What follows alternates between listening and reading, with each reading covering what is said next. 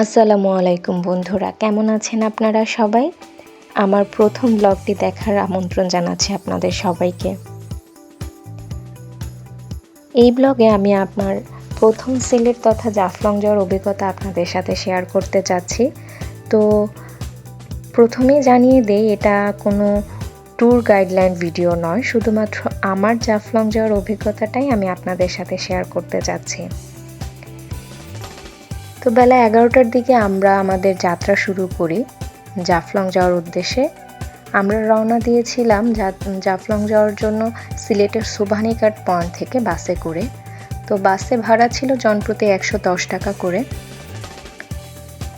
তো প্রায় 2.5 ঘন্টার একটা লং জার্নি ছিল। অলমোস্ট 2 ঘন্টার মধ্যেই চলে যাওয়া যায়, তবে আমাদের রাস্তার একটু সমস্যার কারণে, জ্যামের কারণে একটু প্রায় আড়াই ঘন্টার মতো সময় লেগেছিল। তো প্রথমতই আমরা আসলে নেমে আমাদের লাঞ্চটা সেরে নিয়েছিলাম, তারপর আমরা মেইন পয়েন্টে যাই। তো এখনও আমরা পৌঁছাইনি, আর কিছুক্ষণের মধ্যেই পৌঁছে যাব। তো আপনারা অলরেডি দেখতে পাচ্ছেন যে দূরে পাহাড়গুলো, এটা হচ্ছে মেঘালয়ের পাহাড়, ভারতের মেঘালয় রাজ্যের পাহাড়গুলো। পুরো পাহাড়টাই আসলে সবুজ গাছ দিয়ে ঢাকা ছিল, এতটা সুন্দর লাগছিল। আর ওয়েদারও ভালো ছিল, যেহেতু আমরা গত মাসে গিয়েছিলাম, জানুয়ারি মাসে হালকা হালকা শীত পড়ছিল। তবে ঢাকার শীতের চেয়ে সিলেটের শীত অনেকটাই কম ছিল, ঢাকায় শীত বেশি। আর বারবার যে আঙুলটা দেখতে পাচ্ছেন, এটা আসলে আমার মায়ের আঙুল। আমার মা বারবার দেখাচ্ছিল যে দেখো কি সুন্দর পাহাড়, দেখো কি সুন্দর পাহাড়, ছবি তুলে নাও, আমার মা বলছিল। আসলে অনেক সুন্দর লাগছিল, আমার মায়েরও যেমন নতুন, আমারও নতুন। তো আমরা দুজনেই অনেক খুশি হচ্ছিলাম বিষয়গুলো দেখে। ওয়েদারটাও সুন্দর ছিল, দৃশ্যগুলো চমৎকার ছিল। তো অলরেডি আমরা নেমে গিয়েছি বাস থেকে প্রায় 10 মিনিটের মতোই হেঁটেছিলাম। হেঁটে আমরা আসলে মেইন পয়েন্টে যাই। তো আগে যেহেতু বলেছিলাম আমরা লাঞ্চ করে নিয়েছিলাম, তো লাঞ্চ করিয়ে আমরা গিয়েছিলাম মেইন পয়েন্টে।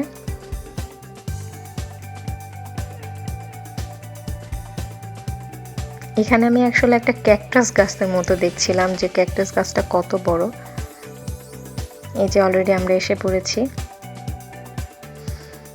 তো আমরা নামছিলাম 0 পয়েন্টের উদ্দেশ্যে। তো এটা একটা সিঁড়ি ছিল, সিঁড়ির এক পাশে ধরনের দোকান ছিল। তো দোকানে বিভিন্ন জিনিস, এই যে মেয়েদের হ্যাট বিক্রি হচ্ছিল, ব্যাগ বিক্রি হচ্ছিল, শীত যেহেতু শাল সোয়েটার বিক্রি হচ্ছিল। এই যে দেখুন, ওই যে মেঘ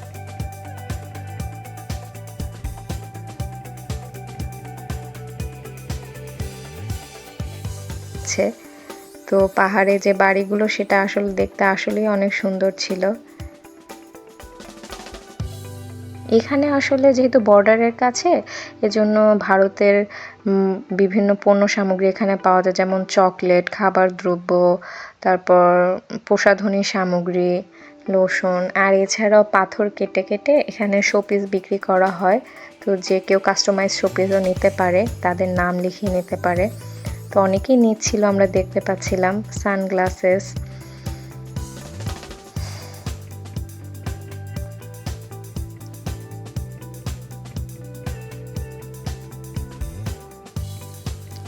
আসলে আমি বেশি ভিডিও করতে পারিনি, আসলে কত ভিডিও করলে আসলে ঘোরা যায় না। এর জন্য আমার ভাইও বারবার বলছিল যে তুমি ফোন রাখো, ফোন রেখে তারপর দেখো, দেখলে ভালো লাগবে। তো আমরা যখন যাচ্ছিলাম তখন অলরেডি কিছু মানুষ চলেও আসছিল। আমরা যেতে যেতে দুপুর 2টা বেজে যায়। তো এই যে আপনারা আসলে আমার ভিডিওর সামনে প্রায়ই এই নীল টি শার্ট পরা একজনকে দেখতে পাবেন, আসলে এটা আমার বড় ভাই। তো উনি আমাদের গাইড করে নিয়ে যাচ্ছিল।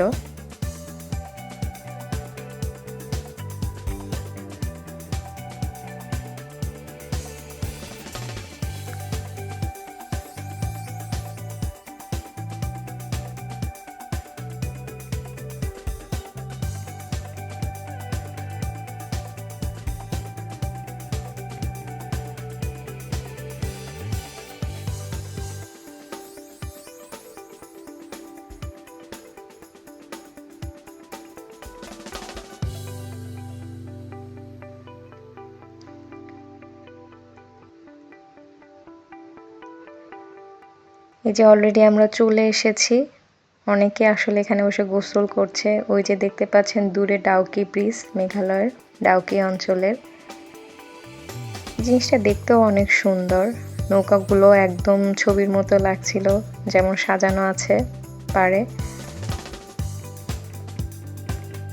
এখানে আসলে আমরা দুপুরের টাইমে এসেছিলাম, তো একদম সবাই গোসল করার জন্য হুড়োহুড়ি লাগিয়ে দিয়েছিল। আর যতটা না রোদ ছিল, কিন্তু পানিটা তার চেয়ে অতিরিক্ত ঠান্ডা ছিল। এত আরাম লাগছিল, যেমন বাহিরে স্থল আর পানির যে একটা কম্বিনেশন, সেটা এরকম এখানে ডেডলি কম্বিনেশন হচ্ছিল। যে যত দূর চোখ যায় তত দূরে পাহাড় আর পাহাড়। তো অলরেডি আমরা ওপারে যাওয়ার জন্য একটা মোটর নৌকায় উঠে পড়েছি। এই নৌকাগুলো আমাদেরকে ওপারে নিয়ে যাবে। আসলে আমরা ওপারে খাসিয়াপাড়া দেখার জন্য যাচ্ছি। খাসিয়াপাড়াটা অনেক সুন্দর, মানে খাসিয়াদের যে বাড়িগুলো। এই ভিডিওতে আমি আসলে খাসিয়াপাড়াটা অ্যাড করছি না, আমি নেক্সট ভিডিওতে আমি খাসিয়াপাড়ার ভিডিওটা দিব, আপনারা অবশ্যই দেখবেন ভিডিওটা। তো নৌকা দিয়ে যে যখন যাচ্ছিলাম তখন আসলে পানিগুলো আরও বেশি সুন্দর, আরও স্বচ্ছ লাগছিল।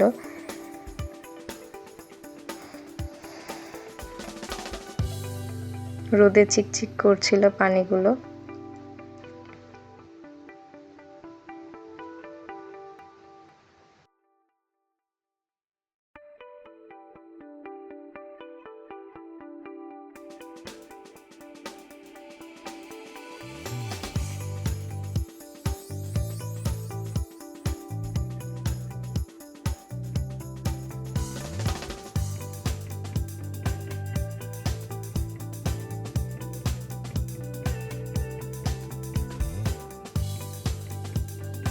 এই তো অলরেডি আমরা ওপারে চলে এসেছি।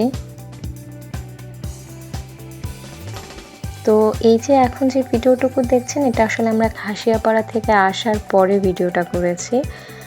তো এখানে আসলে এই জায়গাটুকু দেখার জন্য আমার মা বেশি এক্সাইটেড ছিল। এখানে পানি ছিল দেখে, যেহেতু সে যেতে পারেনি ওপারে, তো আম্মু বলছিল যে এখান থেকে হেঁটে হেঁটে যেহেতু যাওয়া যায় তাহলে একটু দেখি। আসলে আমার মা বেশি এক্সাইটেড ছিল যে একটা দেশে কিভাবে পায়ে হেঁটে হেঁটে চলে যাওয়া যায়, তো এই বিষয়টা এক্সপিরিয়েন্স করার জন্যই সে আসলে যেতে চাচ্ছিল।